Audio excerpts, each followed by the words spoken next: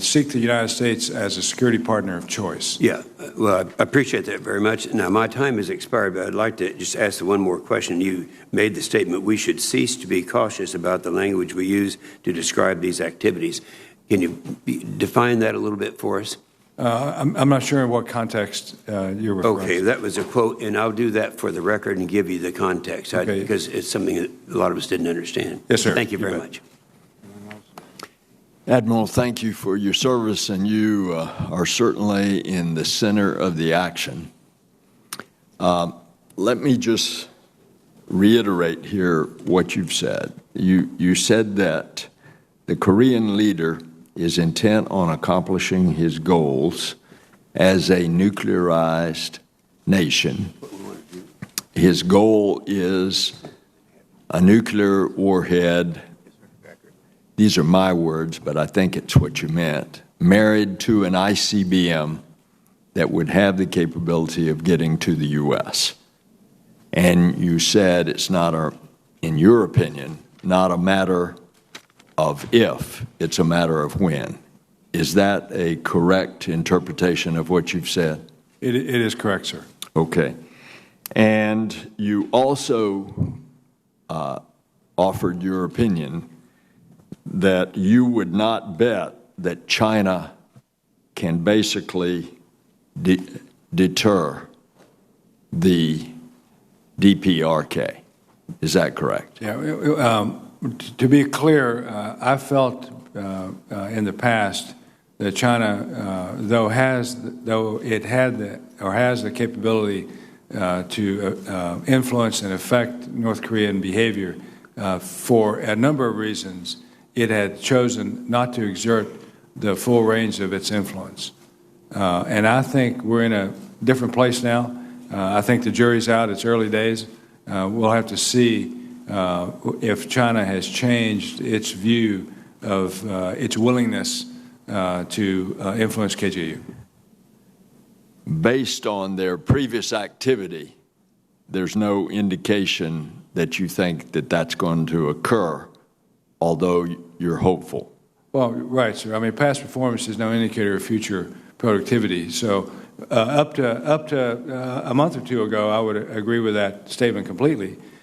After all, I made the statement. So, from a month ago forward, I mean, we're seeing some positive behavior from China, and I'm encouraged by that. So I think we should let this thing play out a little bit and see where it goes. Now, part of that, though, Kim Jong-un and the North Korean regime, they can't do something precipitative in the intervening period to test us.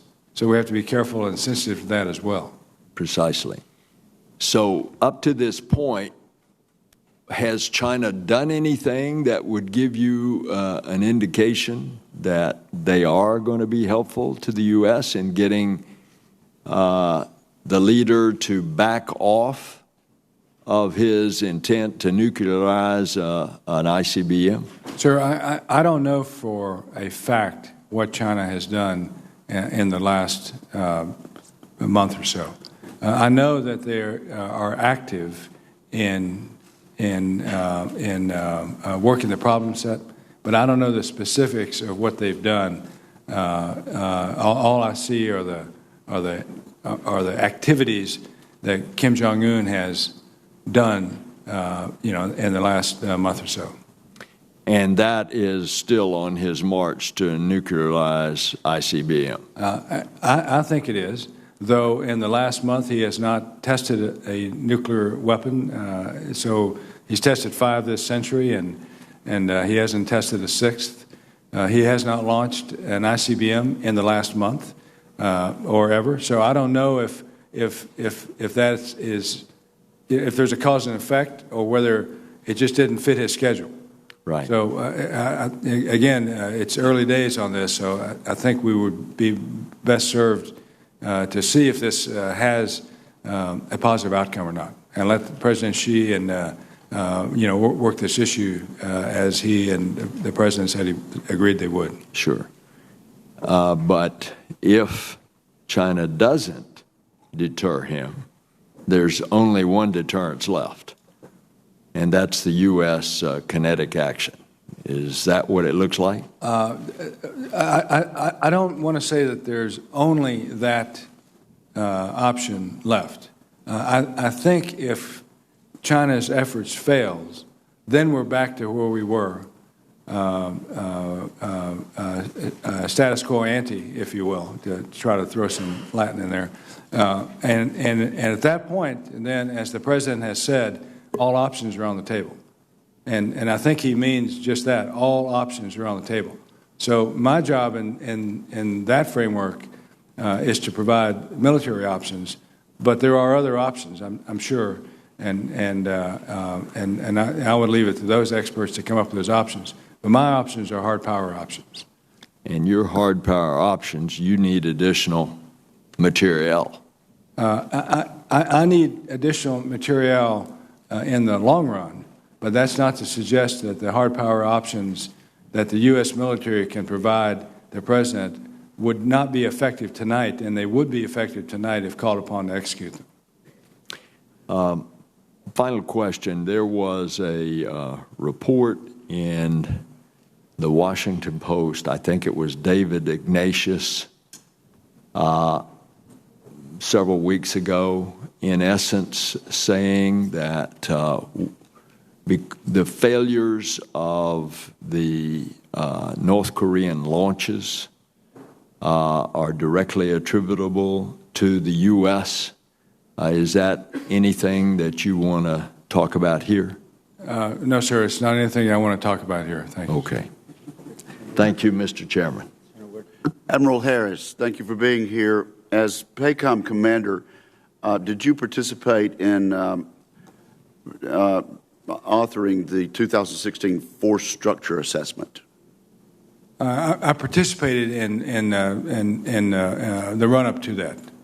Okay. Right. Well, the Force Structure Assessment called for a 355 ship Navy, and in that regard, I want to follow up on a line of questioning from Senator Inhofe and drill down on that.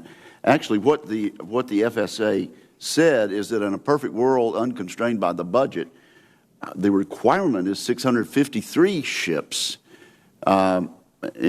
fleet-wide, but by accepting risk and understanding the financial restrictions that we have, the requirement is 355 ships. Now, I want to help you get the ships you need, and I want to help the Navy get the ships they need. And so when I'm told 355 ships is a requirement, I believe that. Now, you mentioned to Senator Inhofe that you don't have enough submarines. You also mentioned some ammunition there, but let's talk about ships. How many submarines do you have now, and how many do you need? Sir, I prefer to give you those in a different setting on precise numbers. But I will say that I only get half of what I need. Okay. So I have a stated requirement that's based on steady state things that we do with our submarines today, and then I have a requirement that's based on warfighting. So in our war plans, they say these war plans state a requirement for X number of submarines in Y number of days. So those are two kinds of metrics. So you got a number of submarines that you need to fight the war if it happens, and then you've got a number of submarines that I need today to do the day-to-day operations in the region. And in today's numbers, I get about half of what my formally stated requirement is. You get half of 52? No, sir. I get half of my requirement. The 52 is the total number of submarines that the Navy, attack submarines that the Navy has. So my number of requirements is irrespective of the number of submarines the Navy has, but the number of submarines that I get are based on the number of submarines the Navy has. Well, but it's not just me. It's all the combatant commanders have these requirements. Central Command, EUCOM, and every other comm. Well, let me just ask you, if the Navy gets its 355 ships and you get your portion of it, What will you be capable of doing that you can't do now? The first thing is my steady state requirements in order to do the things that we do today in this in the climate that we're in will be much better. My fight tonight forces that I have to have ready to respond to a North Korean aggression or Chinese coercion or something like that. Those forces will be more robust. Most importantly, the follow-on and surge forces will be available on shorter timelines. So today, those follow-on forces are delayed by any number of reasons, and that delay is felt in terms of increased risk, longer timelines, and increased deaths of Americans.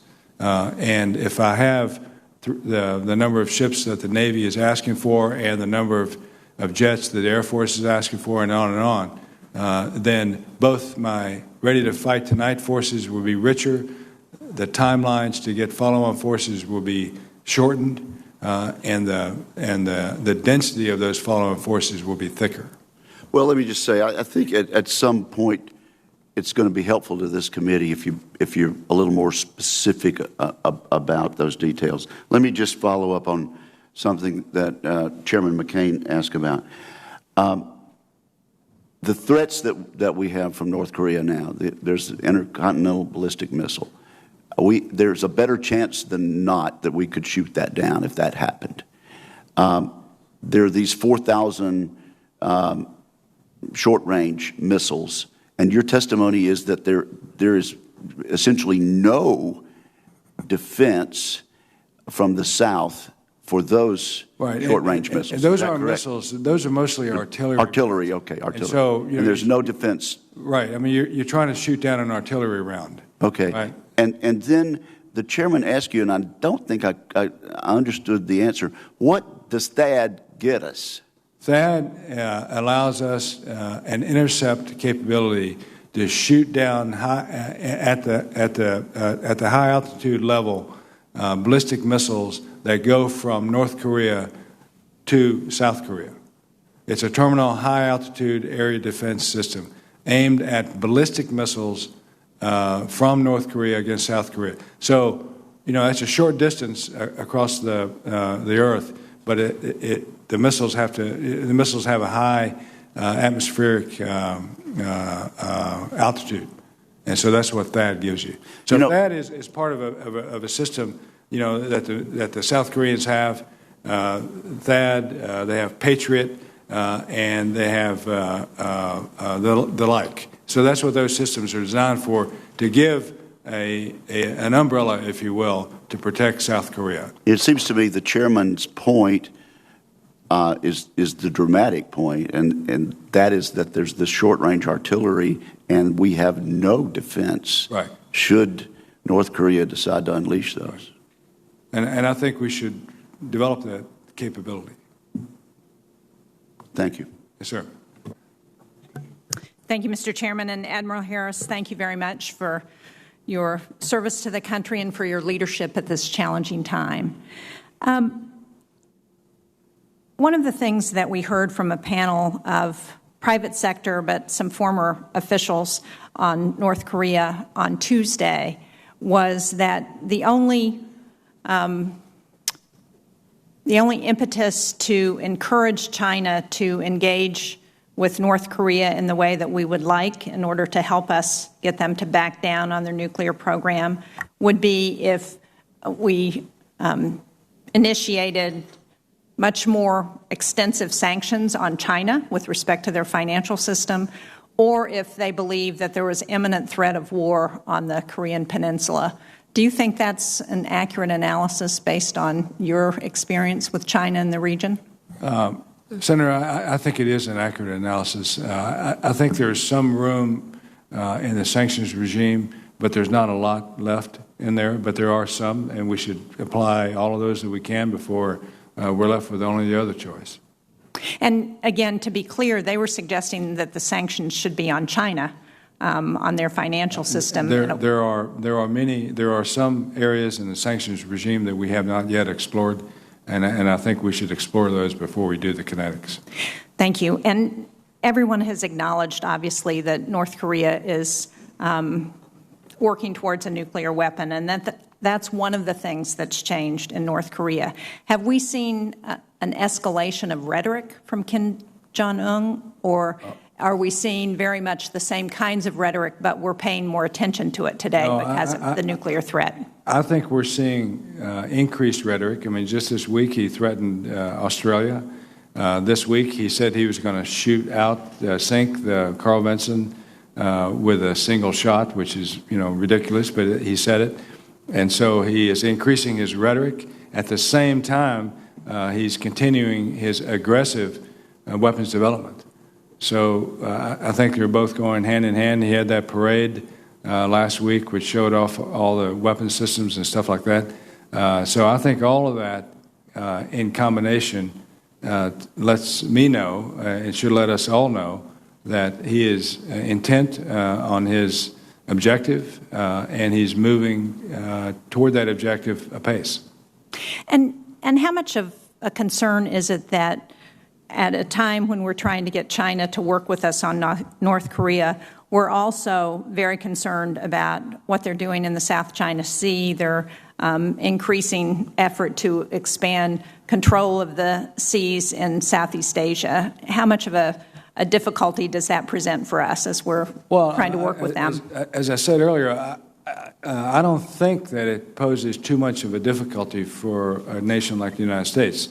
We should be able to compliment and applaud China's efforts on the one hand, and then be willing to criticize them for the bad things they do on the other. And I think from China's perspective, they can receive that criticism and continue to do the thing that benefits not just us, but benefits them. I mean, a nuclear North Korea or the U.S. response to a nuclear North Korea, as you said, affects China almost as much as it would affect North Korea. So I think it's in their best interest to do this and, listen to what the international community, not just the United States, but the international community is saying about this.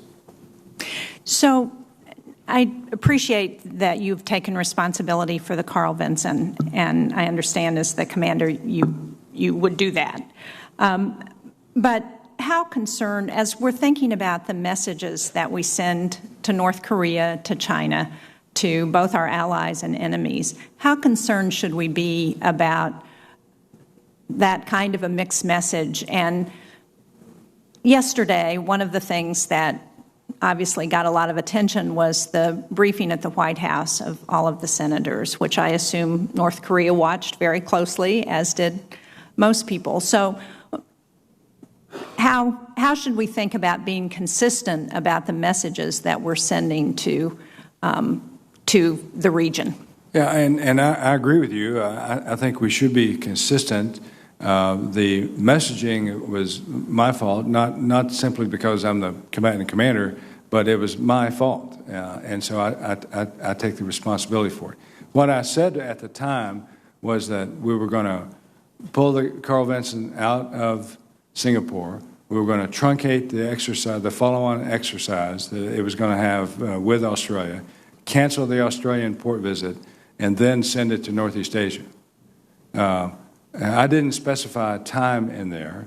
There was a lot of press reporting on that implied that it was now, and I could have stepped in and corrected that, and I did not, and I feel responsible for that, and I'm remiss for not doing that. But that's all on me. The messaging on this comes out of Pacific Command, so I regret that it happened. I'll try to do better, but it is on me. Thank you, Mr. Chairman. Thank you, Mr. Chairman. Thank you, Admiral Harris, for being here today. Some believe that our nuclear forces exist only to deter nuclear attack on the homeland here in the United States, but I think the recent events on the Korean Peninsula demonstrate the value of our extended deterrence commitments and the role that our nuclear forces play in assuring our allies of our resolve as well. Can you talk about the value that our allies place on our nuclear umbrella and the importance of modernizing our nuclear forces so that we can continue to deter our adversaries and also to reassure our allies? Yeah, ma'am, I think there